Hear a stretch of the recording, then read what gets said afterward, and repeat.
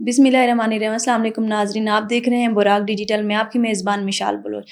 آج ہم بات کر رہے ہیں ان موضوعات پر جو صرف بلوچستان کے لیے نہیں بلکہ پورے پاکستان کے لیے اہم ہوتی ہیں۔ حالیہ دنوں میں ہونے والی سیاسی ملاقاتیں، عالمی سطح پر جو ہو رہی ہیں سیاسی بیانات، خطے میں بدلتی صورتحال کئی سوالات کو جنم دیتی ہیں۔ ان معاملات پر گفتگو کرنے کے لیے ہمارے ساتھ موجود ہیں مروہ بلوچ، تائیہ ان سے ان کی رائے لیتے ہیں۔ مروہ بلوچ، السلام علیکم، کیسی ہیں آپ؟ وعلیکم السلام۔ مروہ بلوچ، یہ بتائیے پاکستان کے خلاف کام کرنے والی قوتیں جو ہیں وہ دوبارہ اکٹھی ہو رہی ہیں یا پھر پاکستان جو ہے سفارتی کوششوں کے بعد عالمی سطح پر ایک نئی پہچان بنا رہا ہے، تو اس بارے میں آپ کیا کہیں گے؟ دیکھیے، اس خطے میں پاکستان ایک خوبصورت، بہادر، پرامن، ترقی اور خوشحالی کا ایک نیا چہرہ بن کر ابھرا ہے۔ بے شک۔ اور پاکستان کے اس نئے مضبوط اور خوبصورت ترین چہرے سے تو ظاہر سی بات ہے فتنہ الہندوستان دکھ، درد اور تکلیف میں مبتلا ہو چکے ہیں۔ جب فتنہ الہندوستان اپنے دکھ، درد اور تکلیف میں مبتلا ہو چکے ہیں تو وہ اپنے جعلی دہشت گردوں کو، اپنے سو کالڈ انسانی حقوق کے علمبرداروں کو، اپنے ہی کرائے کے پالے ہوئے سیاستدانوں کو پاکستان کی امیج کو ڈیمیج کرنے کے لیے، پاکستان کو پوری دنیا میں بدنام کرنے کے لیے وہ ایکٹیو کر چکے۔ اور ابھی جیسا کہ ہمارے علم میں بھی یہ بات آئی ہے کہ آج 27 مارچ کو وہ لوگ جنیوا میں کوئی ایک سو کالڈ کانفرنس کر رہے ہیں، بالکل، جس کا تعلق نہ انسانیت سے ہے، نہ بلوچ عوام سے ہے، نہ بلوچستان کے مسائل سے ہے، نہ بلوچستان کی ترقی سے ہے، نہ بلوچستان کی خواتین کی عزت سے ہے، بلکہ اس سو کالڈ انسانی حقوق کے علمبردار جو آج جنیوا میں بیٹھ کر اپنا پریس کانفرنس کرنے جا رہے ہیں، وہ ان کا بیانیہ ہی جعلی مسنگ پرسنس کے ڈرامے سے شروع ہوگا، جعلی مسنگ پرسنس کے ہی ڈرامے پر دفن ہو جائے گا۔ تو یہ بات پوری دنیا کے سامنے آلریڈی آ چکی ہے۔ بلوچستان کی عوام کو پہلے سے علم ہے کہ ان تمام پروپیگنڈے کے پیچھے فتنہ الہندوستان ہے، اختر مینگل جیسے چہرے ہیں، ایسے مہارنگ لانگوں کے ایسے کچھ چند، زیادہ نہیں، چند ایسے فالو کردہ دہشت گردوں کے چہرے ہیں جو کہ بلوچستان اور پاکستان کو اسی طریقے سے اپنے پروپیگنڈے سے دنیا کے سامنے تھوڑا سا وہ پریشرائز کرنے کی کوشش کر رہے ہیں۔ لیکن یہ ان کی بھول ہے۔ یہ جان لے، سرزمین بلوچستان سے میں بلوچستان کی بیٹی کو بول رہی ہوں، کان کھول کر سن لو، تم لوگ کبھی پاکستان کو پریشرائز نہیں کر سکتے ہو۔ تم لوگ کبھی بھی بلوچستان کے عوام کا یا بلوچستان کے روایات کا نام لے کر، بلوچستان کی سرزمین کا نام لے کر تم لوگ انہیں اپنی ڈھال بنا کر اپنی دہشت گردی کرو گے، اپنے دہشت گردوں کا نام لوگے اور پاکستان کو تم لوگ پریشرائز کرو گے۔ بھول ہے تم لوگوں کی، کبھی نہیں کر سکتے ہو تم لوگ ایسا، کیونکہ ہم بلوچستان کی تمام بیٹیاں پاکستان کی بیٹیاں ہیں۔ ہم ہر تمہارے پروپیگنڈے کو کاؤنٹر کرنے کے لیے سامنے آئیں گے، سوشل میڈیا پر ہم بیان کریں گے دنیا کے سامنے، ہم حقائق رکھیں گے دنیا کے سامنے کہ تم لوگوں کی دہشت گردی، درندگی، بربریت کس طرح سے بلوچستان پر فتنہ الہندوستان مسلط کرنے کی کوشش کر رہے ہیں۔ اور تم لوگوں کے کرائے کردہ انسانی حقوق کے علمبردار جا کے جنیوا میں بلوچستان کا نام لیں گے، کبھی تم لوگ بلوچستان کا نام نہیں لے سکتے ہو، کیونکہ تم لوگوں کو بلوچستان سے، بلوچ عوام سے کسی قسم کی ہمدردی نہیں ہے۔ تم لوگ ہو ہی دہشت گرد، لیکن پاکستان کو پریشرائز نہیں کر سکتے، نہ ہی بلوچ عوام کا مزید نام لے سکتے ہو۔ بالکل ایسے۔ مس، یہ بتائیں جو یونائٹڈ نیشن میں ایک اجلاس میں جو دیکھا جا رہا ہے کہ نسیم بلوچ عمران خان کے بیٹوں کے ساتھ نظر آ رہے ہیں، تو یہ کسی ایجنڈے کے طور پہ ایک ساتھ نظر آ رہے ہیں یا پھر ان کا کسی مشترکہ پلیٹ فارم کا حصہ ہے؟ دیکھیں، میرے خیال سے پی ٹی آئی ایک سیاسی جماعت نہیں ہے، کیونکہ سیاسی جماعت وہ ہوتے ہیں کہ تمام سیاستدان مل بانٹ کر بیٹھے، وہ ٹیبل ٹاک کرے، اپنے ملک کے ساتھ وفادار رہے، اپنے ملک کے امن، اپنے عوام کی ترقی کے لیے وہ اپنا کردار ادا کرے، اپنے وطن سے وہ لوگ محب وطن ہو کر اپنا کردار ادا کرتے رہے پاکستان کے بہترین مستقبل کے لیے۔ تو دیکھیں، اب آج اگر بلکہ دنیا، میں آپ کو ایک بات بتاتی ہوں، یہاں پہ دنیا اس بات کی گواہ ہے، تاریخ اس بات کی گواہ ہے کہ دنیا میں صرف 2 لوگ تھے جن سے اقتدار چھننے کے بعد وہ لوگ زمین پر انہوں نے فتنہ اور فساد پھیلایا۔ پہلا فرعون تھا، جب اللہ تعالیٰ نے اس سے اقتدار چھینا، جب اس نے اپنے دونوں ہاتھوں سے اقتدار کھو دیا، تب اس نے زمین پر فتنہ فساد پھیلانے کی کوشش کی۔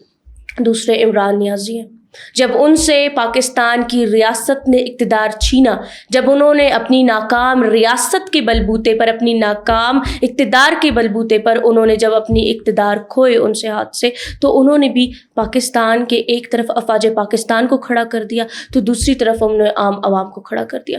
اور ہمارے نوجوان جو یوتھ کہلائے جاتے ہیں پاکستان کے، جو ہمارے آنے والے کل ہے، جو ہمارے مستقبل ہے، انہیں باغی بنا کر، ان کی ذہن سازی کر کر، اپنے اسپیچ کے تھرو ان کے دماغوں میں گند بھر کر انہوں نے افواج پاکستان کے خلاف انہیں بھڑکانا شروع کر دیا. تو یہ ایک فتنہ ہے, یہ ایک فساد ہے, یہ کھلی بغاوت ہے, یہ کھلی ایک اپنی اقتدار کے کھونے کے دکھ درد میں عوام کو آپ ڈھال بنا کر دنیا کے سامنے کیا ثابت کرنا چاہتے ہو.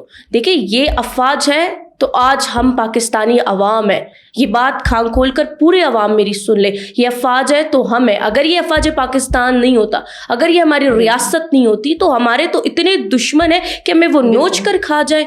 آج آپ فلسطین کا حال دیکھ لیں, آپ کشمیر کا حال دیکھ لیں, وہ بھی اسلامک کنٹریز ہے, ان کے پاس آزادی نہیں ہے, ان کے پاس سکون نہیں ہے, وہ اپنی عبادت گاہوں میں عبادت نہیں کر سکتے, وہ ترقی کے ساتھ آگے نہیں بڑھ سکتے. یہی ہماری موجودہ حکومت ہے, ہماری ریاست ہے, تو ہم لوگ آج سکون سے اپنی زندگی گزار رہے ہیں, اپنے ترقی حاصل کر رہے ہیں, ٹیکنالوجی حاصل کر رہے ہیں, تعلیم حاصل کر رہے ہیں.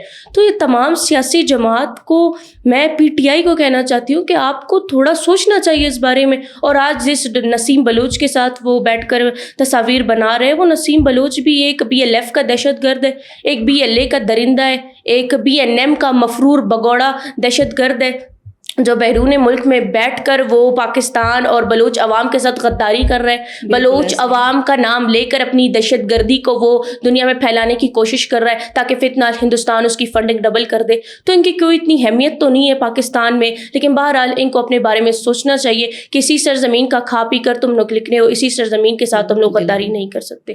مروہ یہ بتائیں کہ اختر مینگل جو ہیں وہ پاکستان کے خلاف کھل کے بات کریں, تو اسی بارے میں آپ کیا سوچتی ہیں؟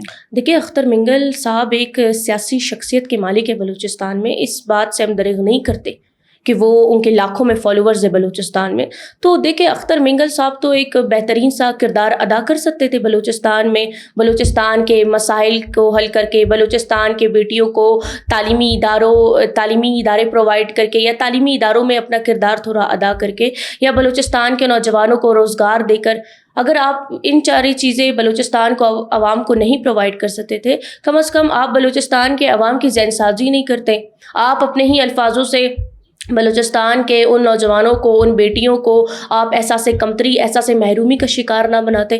ہمیں افسوس کے ساتھ یہ کہنا پڑتا ہے اختر مینگل صاحب بلوچستان کے عوام کو وہ اپنے لیے ایک ڈھال بنا کر انہوں نے استعمال کیا, اپنی سیاست کو چمکانے کے لیے استعمال کیا, اپنے دھرنوں میں استعمال کیا. لیکن جب بلوچستانی عوام کو ان کی ضرورت پڑی, جب بلوچستان کی بیٹیوں کے ٹائم پر انہیں آواز اپنی بلند کرنی چاہیے تھی, جب دہشت گرد ہماری ماؤں کو بلوچستان کی خودکش بمبار بنا رہے تھے, وہ تب بھی چپ رہے. جب یہی دہشت گرد بلوچستان کے نوجوانوں کو دہشت گرد بنا رہے تھے, باغی بنا رہے تھے, تب بھی وہ چپ رہے. تو اپنی سیاست کو چمکانے کے لیے, اپنے سیاست کو آگے لے جانے کے لیے انہیں کافی بلوچ عوام کا استعمال کیا. یہی بلوچستان کی بیٹیاں تھیں جنہوں نے انہیں ووٹ دیا, وہ اسمبلی تک پہنچے, وہ اسمبلی میں گئے, انہیں تمام مہارات ملے, انہوں نے کافی عیاشیاں کی, انہوں نے کافی پیسہ بنایا. لیکن بلوچستان کے لیے ان کی خدمات تو صفر ہے, زیرو ہے, کسی قسم کی خدمات نہیں ہے. ہمیں کافی مایوسی کے ساتھ ان کا نام لینا پڑتا ہے. بالکل. آئندہ ہفتے میں ہونے والے امریکہ اور ایران کے مذاکرات اگر پاکستان میں ہو جاتے ہیں تو بطور بلوچستان بیٹی آپ اس کو کس طرح دیکھتی ہیں؟ کیونکہ اگر یہ پاکستان کے لیے آپ کو لگتا ہے پازیٹیو سائن ہوگا یا پھر نئے خدشات کو جنم دے گا؟ دیکھیں یہ بات تو پوری دنیا کے سامنے میں نے پہلے بھی بتانے کی کوشش کی, میں بھی بتا رہی ہوں. اگر آنے والے ہفتوں میں ایران اور امریکہ کا اسلام آباد میں ٹیبل ٹاک ہوتا ہے تو ایک بہترین بات ہے, کیونکہ تمام دنیا یہ دیکھ لے گی نا کہ پاکستان نے اس ورلڈ وار 3 میں جانے سے تمام خطے کو کس طرح سے بچایا ہے, کیونکہ ہماری مضبوط قیادت تھی. Field marshal general Syed Asim Munir کا ایک بہت بڑا رول ہے جو انہوں نے پلے کیا ہے اس تمام جنگ کو روکنے میں. کیونکہ دیکھیں field marshal general Syed Asim Munir نے ہماری معاشی جنگ لڑی, ہماری معاشرتی جنگ لڑی, بین الاقوامی سطح پر انہوں نے ہماری پہچان بنائی. ہماری حکومت وقت نے اپنے تمام خدمات پاکستان کے لیے سر انجام دیے, تمام دہشت گردیاں رک گئی, تمام فتنہ ہندوستان کے وہ سہولت کار اپنے انجام کو پہنچ گئے. تو یہ ایک بہترین بات ہے, بلکہ تمام دنیا آنے والوں میں دیکھ لے گی. اگر یہ ٹیبل ٹاک ہوتا ہے اسلام آباد میں تو یہ ایک بہترین بات ہے. اس سے یہ تمام دنیا پہ یہ تاثر چلا جائے گا, دیکھ لے گا کہ آنے والے وقتوں میں پاکستان ایک انتہائی پاورفل اسلامک کنٹری بنے گا, انشاءاللہ بنے گا. اب بھی پاکستان کی بین الاقوامی سطح پر ایک بہترین پہچان ہے. تو دیکھیں اگر آج پاکستان ان کامیابیوں تک پہنچ چکا ہے تو یہ آپ دیکھ لیں کہ فیوچر میں پاکستان ایک کتنا بڑا ترقی کا, امن کا اور مضبوطی کا ایک ستارہ بن کر ابھرے گا. تمام خطہ پھر پاکستان کے اس خوبصورت ترقی یافتہ راستے پر چلنے کی خواہشات رکھیں گے. تمام خطہ پاکستان کے ساتھ کام کرنا چاہے گا، بلکہ تمام خطہ ہمارے field marshal general Syed Asim Munir کے ساتھ وہ ان کے ساتھ بات کر کے، ان کے ساتھ مذاکرات کر کے وہ بھی ایک ترقی کا، ایک پرامری کا بہترین راستہ دیکھیں گے. بلکہ میں تو بین الاقوامی سطح سے میں اپیل کرتی ہوں، گزارش کرتی ہوں کہ ہمارے field marshal general Syed Asim Munir ایک بہترین انسان ہے، انہیں تو ایک نوبل پیس پرائز ملنا چاہیے. انہوں نے جنگ کو روکا، انہوں نے امن قائم کیا، انہوں نے ترقی قائم کی، انہوں نے خوشحالی پر کام کیا، تو وہ تو نوبل پیس پرائز کے حقدار ہیں.